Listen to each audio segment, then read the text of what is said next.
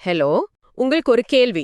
உங்க பாடியில எப்படியாவது லீட் இல்லனா மெர்க்யூரி மாதிரி டாக்ஸிக் ஹெவி மெட்டல்ஸ் போயிடுச்சுன்னா டாக்டர்ஸ் அதை எப்படி வெளியே எடுப்பாங்க தெரியுமா? ம் அதுக்கு ஒரு ஸ்பெஷல் கெமிக்கல் யூஸ் பண்ணுவாங்க இல்லையா? ஆமா.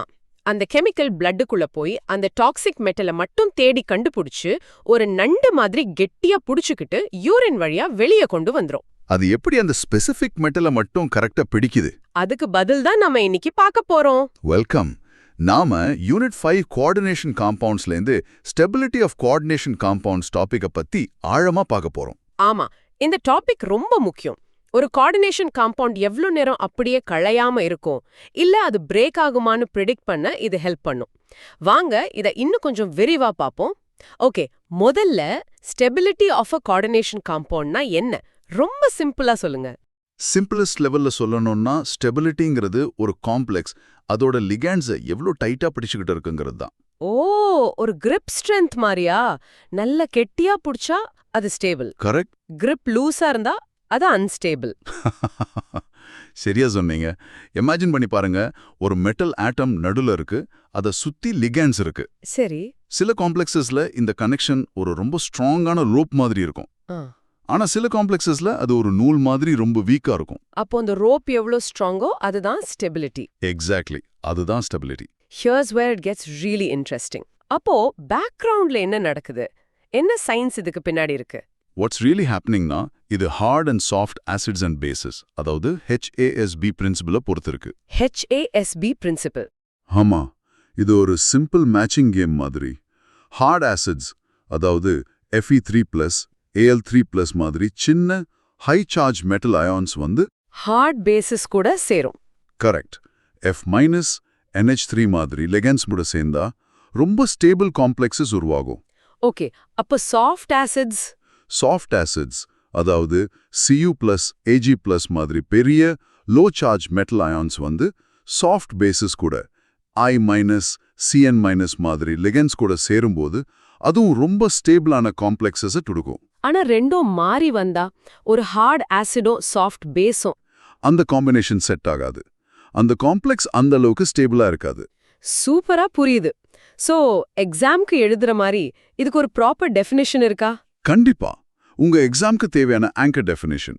The stability of a coordination compound is its resistance to dissociation or ligand substitution, quantified by the stability constant Kf. Higher stability constants indicate more stable complexes where ligands are held more tightly by the metal. Okay, இங்க students என்ன தப்பு பண்ணுவாங்க? Common misunderstanding என்னன்னா, ஸ்டெபிலிட்டினா ஒரு complex form ஆகிறத பத்தி மட்டும் நினைப்பாங்க. அது இல்ல. அப்போ ஸ்டெபிலிட்டி இஸ் அபவுட் பர்சிஸ்டன்ஸ். ஒரு காம்ப்ளெக்ஸ் ஃபார்ம் ஆனதுக்கு அப்புறம் அது எவ்வளோ நேரம் அப்படியே கலையாம இருக்குங்கிறது தான் ஸ்டெபிலிட்டி. இந்த கான்செப்டை இன்னும் நல்லா புரிஞ்சுக்க ஒரு நல்ல அனாலஜி சொல்லுங்க. த மேக்னெட் அனாலஜி. இது ரொம்ப ஃபேசினேட்டிங். சொல்லுங்க. ஒரு ஸ்டேபிள் காம்ப்ளெக்ஸை ஒரு ரொம்ப பவர்ஃபுல் மேக்னெட் மாதிரி நினைச்சுக்கோங்க. அது அயன் பீசஸை, அதாவது லிகன்ஸை எவ்வளோ கெட்டியா பிடிக்கும். ஆமா. நீங்க அதை ஷேக் பண்ணா கூட அந்த பீசஸ் விழாது. அப்போ அன்ஸ்டேபிள் காம்ப்ளெக்ஸ்னா ஒரு வீக் மேக்னெட். எக்ஸாக்ட்லி, ஒரு வீக் மேக்னெட் மாதிரி. லைட்டா ஷேக் பண்ணாலே அயன் பீசஸ்லாம் கொட்டிடும். புதுசா வேற மெட்டல் பீசஸ், அதாவது நியூ லிகன்ஸை கொண்டு வந்தா பழையதை விட்டுட்டு புதுசை பிடிச்சுக்கும். சூப்பர். இன்னொரு அனாலஜியும் இருக்குல்ல, super glue versus weak tape. ஆமா, ஸ்டேபிள் காம்ப்ளெக்ஸ்னா சூப்பர் க்ளூ, லிகான்ஸை பிரிக்கவே முடியாது. அன்ஸ்டேபிள் காம்ப்ளெக்ஸ்னா வீக் ஸ்டிக்கி டேப், ஈஸியா பிச்சுக்கிட்டு வந்துடும். சோ இந்த ஸ்டெபிலிட்டி கான்செப்டை ஏன் ஆரம்பிச்சாங்க? என்ன ப்ராப்ளமா இது சால்வ் பண்ணுது? If we connect this to the bigger picture, இந்த கான்செப்ட் இல்லாம ஒரு காம்ப்ளெக்ஸ் சொல்யூஷன்ல அப்படியே இருக்குமா இல்லையான்னு நம்மளால ப்ரெடிக்ட் பண்ண முடியாது. ஃபார் எக்ஸாம்பிள், FeCN64- ஏன் அவ்வளோ ஸ்டேபிளா இருக்கு? ஆனா FeH2O6 ஏன் ஈஸியா அதோட வாட்டர் லிகான்ஸை எக்ஸ்சேஞ்ச் பண்ணிக்குதுங்கிற கேள்விக்கு பதில் சொல்றது தான் ஸ்டெபிலிட்டி கான்செப்ட். நம்ம இன்ட்ரோல பேசின அந்த மெடிசன் விஷயமும் இதுல தான் வருதா? ஆமா, இது இல்லாம அந்த ஹெவி மெட்டல் பாய்சனிங்க்கு யூஸ் பண்ற EDTA மாதிரி மெடிசன்ஸை டிசைன் பண்ணவே முடியாது. ஓகே, இப்போ let's create a mental image. கண்ணு மூடிட்டு நாங்க யோசிக்கணும். Picture this. உங்க முன்னாடி 2 பீக்கர்ஸ் இருக்கு. சரி. பீக்கர் 1ல டீப் ரெட் கலர்ல FeCN64- சொல்யூஷன் இருக்கு. அயனை சுத்தி 6 சயனைட் லிகன்ஸ் கெட்டியான க்ளோயிங் ரோப்ஸ்னால கட்டியிருக்கு. Glowing ropes. ஓகே. நீங்க இப்போ அந்த பீக்கர்ல அமோனியா மாதிரி ஒரு புது லிகண்ட ஆட் பண்றீங்க. ஆனா ஒன்னும் ஆகாது. அந்த சயனைட் ரோப்ஸ் அவ்வளோ strong. the complex is stable. And beaker 2? Beaker 2ல பேல் பர்பிள் கலர்ல FeH2O6 3+ சொல்யூஷன் இருக்கு. அயனை சுத்தி 6 வாட்டர் லிகன்ஸ் ரொம்ப வீக்கான நூல்ல கட்டியிருக்கு. நூல் மாதிரி, சரி. நீங்க இப்போ அமோனியா ஆட் பண்ணா டக்குன்னு அந்த வாட்டர் லிகன்ஸை ரீப்ளேஸ் பண்ணிட்டு அமோனியா உள்ள போயிடும். சொல்யூஷன் கலரே மாறிடும். the complex is unstable. நம்ம லேப்ல பார்க்க முடியற மாதிரி ஒரு எக்ஸாம்பிள் சொல்லுங்க. கண்டிப்பா. நீங்க பொட்டாசியம் ஃபெரோசயனைட் K4FeCN6 சொல்யூஷன் எடுத்தா அது yellow கலர்ல இருக்கும். ஆமா. வாரம் கணக்கா மாசம் கணக்கா அப்படியே வச்சாலும் அந்த கலர் மாறாது.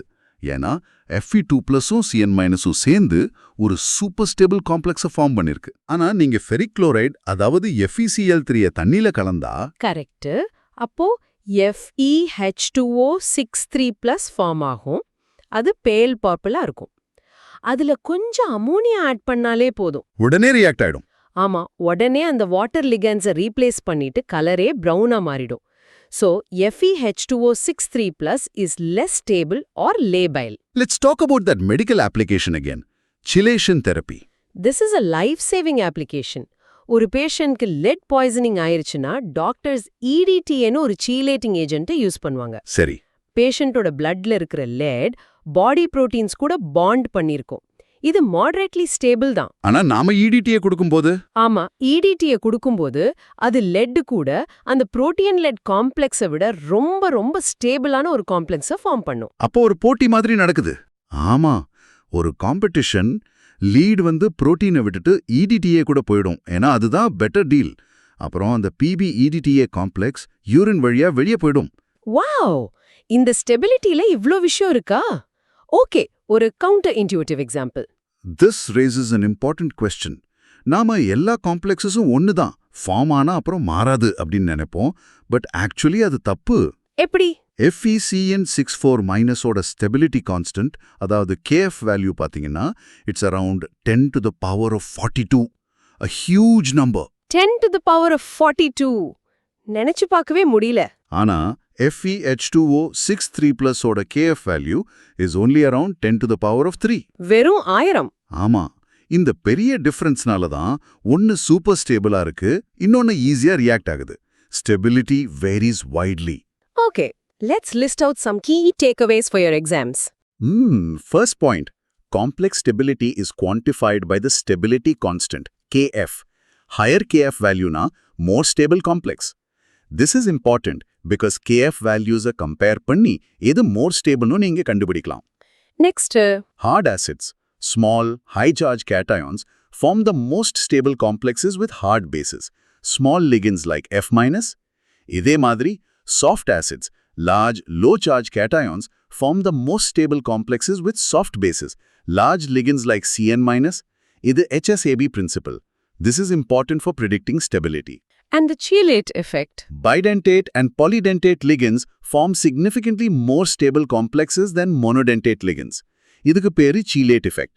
நண்டு மாதிரி பிடிக்கிறதா? ஆமா, அதனால தான் FeEN32+ is much more stable than FeNH362+. This is a very important concept for exams. Last one. A stable complex resists ligand substitution. An unstable or labile complex easily undergoes ligand substitution. Do not confuse these two. ஸ்டெபிலிட்டினா கலையாம இருக்கிறது, லெபைல்னா ஈஸியா மாறுது. Correct. Okay, let's quickly summarise. இந்த ஆழமான அனாலிசிஸ்ல இருந்து நீங்க ஞாபகம் வச்சுக்க வேண்டிய சில important points. First, stability of a coordination compoundங்கிறது அதோட ligands அது எவ்வளோ டைட்டா பிடிச்சுக்கிட்டு இருக்குங்கிற grip strength தான். சரி. ரெண்டாவது, நல்லா புரிஞ்சுக்கணும்னா ஒரு powerful magnet stable complex versus ஒரு வீக் மேக்னெட் அன்ஸ்டேபிள் காம்ப்ளெக்ஸ் அனாலஜியை நினைவில் வச்சுக்கோங்க. மூணாவது, ரியல் லைஃப் அப்ளிகேஷன். ஆமா, இது ஹெவி மெட்டல் பாய்சனிங்க்கு தரப்படுற கீலேஷன் தெரப்பி மாதிரி லைஃப் சேவிங் அப்ளிகேஷன்ஸ்ல யூஸ் ஆகுது. அப்புறம் எக்ஸாம் பாயிண்ட் ஆஃப் வியூல ஸ்டெபிலிட்டி கான்ஸ்டன்ட் KF வேல்யூ அதிகமா இருந்தா காம்ப்ளெக்ஸும் ரொம்ப ஸ்டேபிளா இருக்கும். Finally, the chelate effect. மறக்காம சிலேட் எஃபெக்டை நினைவு வச்சுக்கோங்க. பைடென்டேட் or polydentate ligands ஹமேஷா எக்ஸ்ட்ரா ஸ்டெபிலிட்டி கொடுக்கும். So, there you have it. A complete look at the stability of coordination compounds. Before we finish, here is a final thought for you to explore. நாம பார்த்தோம் EDTA மாதிரி chelating agents toxic மெட்டல்ஸை remove பண்ண ரொம்ப யூஸ்ஃபுல்னு. ஆமா. ஆனா ஒருவேளை அந்த agent ரொம்ப பவர்ஃபுல்லா இருந்தா என்ன ஆகும்? அது தேவையில்லாம நம்ம பாடிக்கு தேவையான எசென்ஷியல் மெட்டல்ஸான ஜிங்க் இல்லனா கால்சியம் கூட ரிமூவ் பண்ண வாய்ப்பு இருக்குல்ல. ஆமா, அது ஒரு ரிஸ்க். இந்த செலக்டிவிட்டி, அதாவது தேவையானதை மட்டும் டார்கெட் பண்றது தான் இந்த லைஃப் சேவிங் மாலிக்யூல்ஸ் டிசைன் பண்றதுல இருக்கிற அடுத்த பெரிய challenge. Think about it. Until next time.